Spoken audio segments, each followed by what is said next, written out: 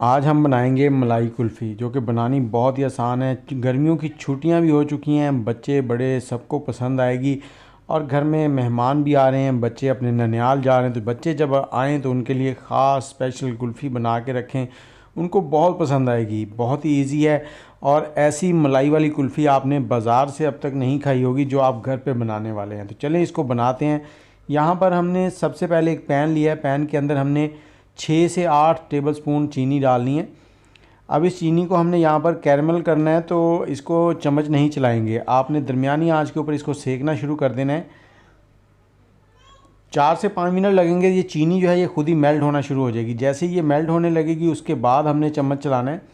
और आपको कुल्फ़ी कितनी पसंद है, अगर कुल्फ़ी पसंद है तो अपनी मम्मी पापा के लिए आई लव यू मम्मा पापा लिख दें कमेंट के अंदर। ये देखें चीनी जो है वो मेल्ट होने लगी है। तो इस पॉइंट पे आपने इसको चम्मच चलाते हुए मेल्ट कर लेना है और इसको जलाना नहीं है। इसका लाइट सा ब्राउन कलर आ जाएगा तो उस वक्त हम उतार लेंगे इसको। गहरा ब्राउन नहीं करना, उससे क्या होगा कि आपकी जो कुल्फ़ी है ना उसका जायका थोड़ा कड़वा हो जाएगा। इस चीनी को कैरमल करके आप पहले से भी रख सकते हैं, ज़रूरी नहीं कि हर बार जब आप चीनी बना रहे हो तो कैरमल करें। तो जैसे ये लाइट सी ब्राउन होने लगेगी तो हम इसको एक प्लेट के अंदर निकाल लेंगे। आप हमारे चैनल को सब्सक्राइब कर लें, बेल का आइकन दबा दें ताकि हमारी वीडियोस आपको बर वक्त मिलती रहें।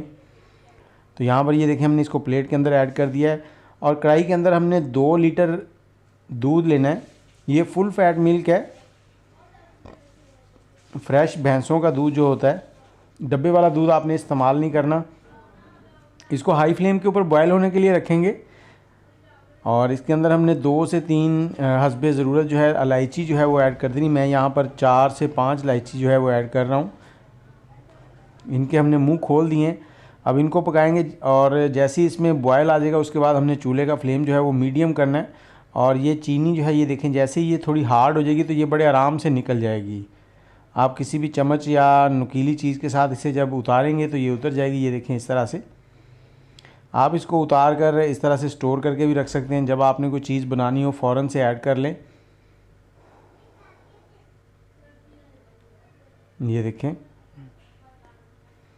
और अब दूध जो है उसको बॉयल आने लगा है, इसमें एक बार चम्मच चला देंगे और इसके ऊपर जो इस तरह से बलाई आएगी ना उसको आपने मिक्स नहीं करना, एक साइड में कर देना है, ज़्यादा गहरा चम्मच नहीं चलाना। अब मीडियम हीट के ऊपर इसको 10 से 12 मिनट पकने देंगे। हमने इसमें से आधा दूध जो है उसको ड्राई करना है, उसको रिड्यूस करना है। और बीच बीच में हमने चम्मच चलाते रहना हर 2 से 3 मिनट के बाद, ताकि जो ऊपर बलाई आती जाए उसको एक साइड में करते जाएं इस तरह से। इस बलाई को आपने मिक्स नहीं करना, इस तरह से एक साइड में लगाते जाना है और नीचे से चम्मच चलाना है ताकि दूध जो है वो नीचे भी ना चिपके। और जो साइडों में बलाई आ रही है इस तरह से दूध चिपक रहा है उसको भी उतारते रहें साथ साथ।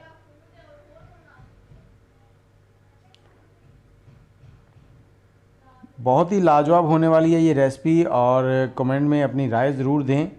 आपने हमारी पहली कुल्फ़ी जो ब्रेड के साथ हमने बनाई थी वो बहुत पसंद की है, उस पर तकरीबन 2 मिलियन के करीब व्यूज़ आ रहे हैं। और ये देखें आज जो दूध है वो आधा रह गया। इस पॉइंट पे हमने जो चीनी है कैरमल की थी वो इसमें ऐड कर दी। अब इसको मिक्स करेंगे यहाँ पर और इस पॉइंट पे आपका काम जो है वो शुरू हो गया है। अब आपने इसमें चम्मच नहीं रोकना जब तक चीनी मिक्स नहीं होती। और अब ये 5 से 7 मिनट हैं और आपकी कुल्फ़ियाँ जो है रेडी होने के लिए तैयार हो जाएंगी। आग का फ्लेम जो है वो मीडियम ही है, आप इसको तेज़ कर लें अगर बिल्कुल पास खड़े हैं, कोई और काम नहीं कर रहे, सिर्फ दूध के ऊपर नज़र है तो आग का फ्लेम तेज़ कर लें ताकि आप जब देख रहे होंगे तो दूध बाहर नहीं जाएगा। और यहाँ पर जो खोया है जिसको मावा भी कहते हैं वो हमने ले लिया, इसको थोड़ा बारीक करके आपने ऐड करना है। ये 100 ग्राम है, 2 लीटर दूध था, 100 ग्राम मावा मैंने ऐड कर दिया है।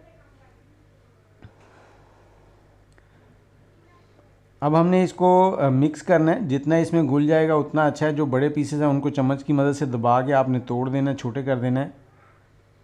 अब इसको 6 से 7 मिनट और पकाएंगे ताकि ये गाढ़ा हो जाए। इस पॉइंट पे आपने चीनी भी चेक कर लेनी है, अगर चीनी आपको कम लगे तो चीनी थोड़ी सी और ऐड कर लें, क्योंकि कुल्फ़ी वगैरह को मीठा होता है ना उसमें चीनी थोड़ी सी तेज़ ही अच्छी लगती है। अब ये देखें दूध काफ़ी गाढ़ा हो चुका है।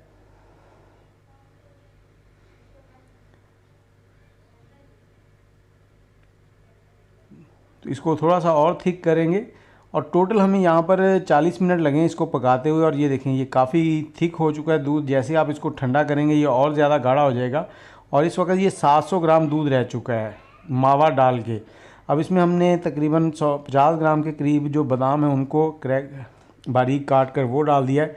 इसको मिक्स कर देंगे, चूल्हा बंद कर देंगे। अब हमने इसको ठंडा करना है। आप रूम टेम्परेचर पे भी ठंडा कर सकते हैं, लेकिन गर्मियाँ हैं जल्दी ठंडा नहीं होगा, इसलिए आप एक पैन के अंदर ठंडा पानी लें, उसमें थोड़ी बर्फ़ रख लें, उसके ऊपर इस तरह से इसको रखें और इसमें थोड़ा सा चम्मच चलाते रहें ताकि ये जल्दी से ठंडा हो जाए। और जैसे ही ये ठंडा हो जाएगा हम इसको सांचों में भर लेंगे। अगर आपके पास रेडीमेड सांचे हैं कुल्फ़ियों वाले फिर तो ठीक है, अगर नहीं है तो यहाँ पर मैं आपको बताता हूँ कि आप इनको इस तरह के प्लास्टिक के छोटे छोटे कप ले लें। ये आपको जो बाज़ार के अंदर क्रॉकरी की दुकानें होती प्लास्टिक वगैरह की शीट्स की, उनसे मिल जाते हैं। अब इसके ऊपर आपने फॉइल पेपर लगा लेना है। अगर फॉइल पेपर नहीं है तो इस तरह से आपने प्लास्टिक बैग जो होते हैं वो काट लेना है और ऊपर से एक रबड़ लगा देनी है। अब इसके लगाने की सबसे अहम वजह यह है कि जब ये आप लगाएंगे ना तो इसमें आपको इस तरह से लगाने के बाद जो आप इसमें स्टिक लगाएंगे ना वो बिल्कुल सेंटर में लगनी है। इस प्लास्टिक या फॉइल पेपर लगाने का सबसे ज़्यादा फ़ायदा ये होता है। और ये मेरे पास बड़े गिलास हैं, ये चाय वाले जो गिलास होते हैं वो हैं, तो इसके अंदर भी आपने फिल कर लेना है। इसके ऊपर भी पेपर लगाना है और उसके बाद रबड़ लगा देनी है। और दूसरा फ़ायदा इससे ये होता है कि फ्रिज के अंदर जो बर्फ़ वगैरह बन रही होती है वो इसके अंदर नहीं आती, ज़्यादा ठंडक डायरेक्ट उससे क्रिस्टल नहीं बनते। ये देखिए इस तरह से आप सारे जो है इनको फिल कर लें और उसके बाद आपने इसके दरमियान में छुरी की मदद से सुराख करना है। सुराख करके आपने इस तरह से स्टिक लगा देनी है। और ये कुछ के अंदर मैंने वैसी स्टिक लगाई है लेकिन ये गिर रही है, इसलिए मैं इनके ऊपर से प्लास्टिक बैग दोबारा से लगा दूंगा। वो मैं आपको बताता हूँ। प्लास्टिक बैग लिया, उसमें थोड़ा सा सुराख किया और उसको इस तरह से इसके ऊपर लगा दिया और इसको सेंटर में इस तरह से एडजस्ट कर दिया। अब ये गिरेगी नहीं। इसको आपने फ्रीज़र के अंदर रख देना है और फ्रीज़र में आपने जाली के ऊपर नहीं रखना। जहाँ बर्फ़ बनती है ना वहाँ दो पोर्शन होते हैं, एक जाली होती है एक नीचे होता है। जो नीचे वाला पोर्शन है उसमें रखना है जहाँ डायरेक्ट कूलिंग होती है और ये 5 से 6 घंटे के अंदर आपकी कुल्फ़ी जो है वो बन के रेडी हो जाएगी।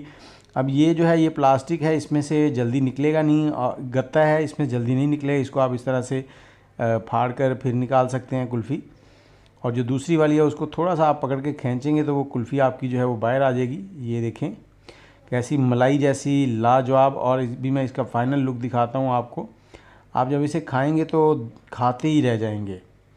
वीडियो कैसी लगी है कमेंट में अपनी राय ज़रूर दीजिएगा, दुआओं में याद रखिएगा और आप भी एक बार गर्मियों में ये कुल्फ़ी की रेसिपी जो है जो ट्राई कीजिएगा।